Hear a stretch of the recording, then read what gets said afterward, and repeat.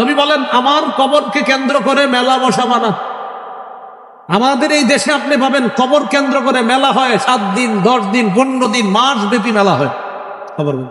নবীজি বলতেছে, আমার কবর কেন্দ্র করে কোনো উৎসব বানাবা না, মেলা বানাবা না। ওয়াসাল্লু আলাইয়া, আমারে যদি মহব্বত করো আমার উপর বেশি বেশি দুরূদ পড়বা। সুবহানাল্লাহ। ফাইন্না সালাতাকুম তাবলুগুনি হাইসু কুনতুম, তোমরা যেখানেই থাকো, যেখান থেকে দুরূদ পড়ো, তোমাদের দুরূদ সেখান থেকেই আমার কাছে পৌঁছে যাচ্ছে। তাহলে ভালোবাসবো কি মেলা বসায় না দুরূদ পড়ে? দুরূদ পড়ে। এজন্য কবর কেন্দ্রিক মেলা বসানো যাবে না। এরপরে কবরের উপর বসা যাবে না, কবর সামনে রাইখা নামাজ পড়া যাবে না।